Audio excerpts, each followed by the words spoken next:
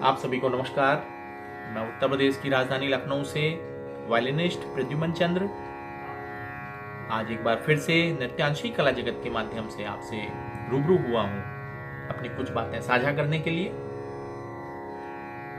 मैं नृत्यांशी कला जगत नामक मंच का विशेष रूप से आभारी हूं। ये एक ऐसा मंच है जिसमें संपूर्ण देश के कलाकार, संपूर्ण देश के विद्वज्जन एकत्र होते हैं और यहाँ अपनी कलाओं का प्रदर्शन करते हैं और इस तरह से उनका उत्साहवर्धन होता है।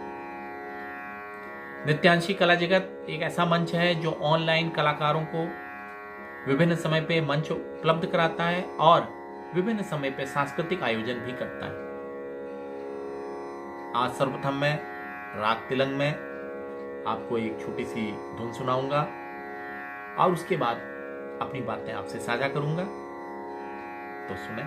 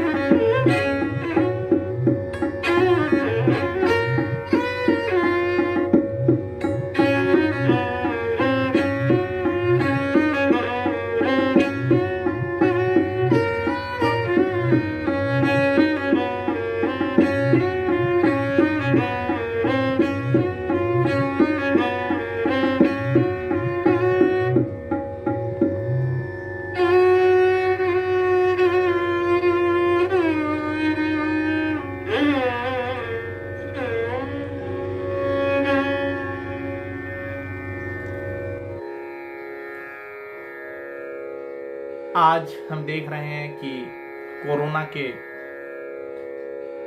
विश्वव्यापी संक्रमण के कारण कोविड-19 नामक जो भयानक बीमारी चारों तरफ फैली हुई है, उसके कारण हमें अनेक कठिनाइयों का सामना करना पड़ रहा है।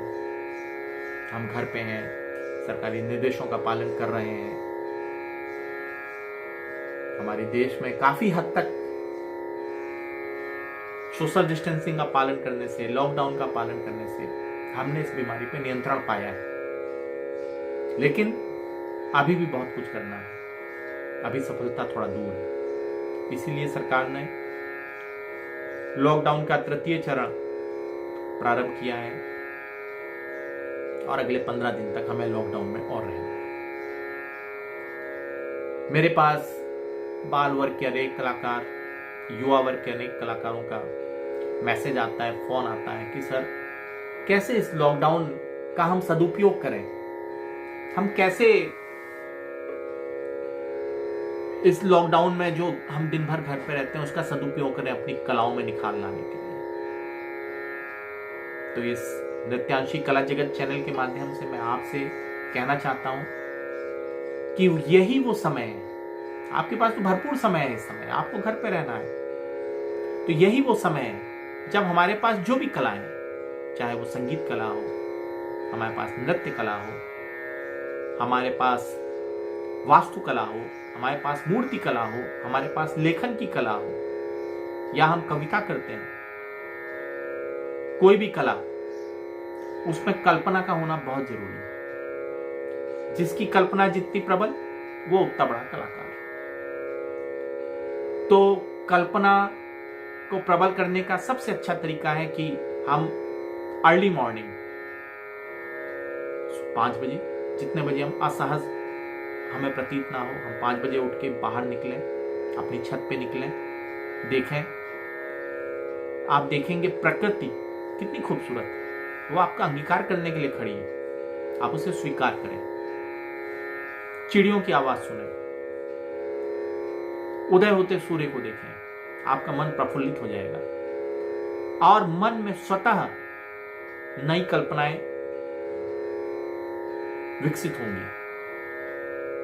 एक कवि का हृदय कुछ कहने को व्याकुल हो जाएगा, एक संगीतकार का मन कुछ बजाने को, कुछ गाने को, और ये चीजें स्वतः होंगी, आप देखेंगे। तो इस तरह से आप प्रकृति को अंगीकार करिए। सुबह के समय आप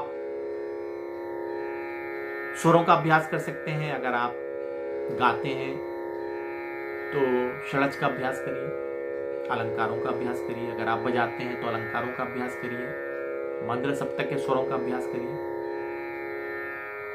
दोपहर का समय, शाम का समय भी रियाज को दीजिए, क्योंकि ये तो एक साधना है। संगीत एक साधना है। जिस तरह से एक साधक, एक ऋषि मुनि जंगल में रहते हैं और ब्रह्म की प्राप्ति के लिए साधना करते हैं, उसी तरह से एक संगीतकार स्वरों की साधना करता है उस संगीत रूपी नाद ब्रह्म की प्राप्ति के लिए। तो स्वरों को साधना है तो हमें भरपूर समय देना होगा, अपनी कल्पना को विकसित करना होगा। अपनी कल्पना विकसित कैसे होगी ये मैंने बता दिया आपको। और रात का समय हम कोई एक राग उठा लें, उस राग का भरपूर अभ्यास करें। तो इस तरह से आप देखेंगे कि आपने लॉकडाउन की ये 15 दिन कितने अच्छे से बिता दिए। और साथ साथ इस बात का हमें ध्यान रखना है, जैसे पहले से हम लॉकडाउन प्रथम, लॉकडाउन द्वितीय में करते आए हैं, सोशल डिस्टेंसिंग का पालन करना है, अपने हाथों को साबुन से बार बार धुलना है। अगर घर से बाहर वैसे तो नहीं निकलना है, लेकिन बहुत आवश्यक कार्य से निकलें तो चेहरे पे मास्क लगाना है। हम जान इन सब कारणों से, इन सब चीजों से, इन सुरक्षा उपायों से हम देखेंगे कि आने वाले समय में किस तरह से हमने इस बीमारी को अपने से दूर भगा दिया। हम निश्चित जानिए कि हमारा भविष्य उज्जवल है, हम निश्चित रूप से इस बीमारी को दूर भगा देंगे। खूब अभ्यास करिए। मैं अपने बाल वर्ग के कलाकार, युवा वर्ग के कलाकारों को नृत्यांशी कला जगत के माध्यम से अपना आशीष देता हूं और उनके अभिभावकों को एक अपील करता हूं कि अपने बच्चों को खूब सपोर्ट दीजिए। अपना आप देखेंगे वो कैसे निखरेंगे, उनकी कला कैसे निखरेगी। मैं नृत्यांशी कला जगत को विशेष रूप से धन्यवाद देता हूं, उनका आभारी हूं कि वो आज कलाकारों को एक मंच प्रदान कर रहे हैं, एक ऑनलाइन मंच प्रदान कर रहे हैं और उन्हें सहयोग दे रहे हैं। इसी प्रकार से आगे भी उन्हें सहयोग देते रहेंगे और उनके उज्जवल भविष्य में सहायक सिद्ध होंगे। धन्यवाद।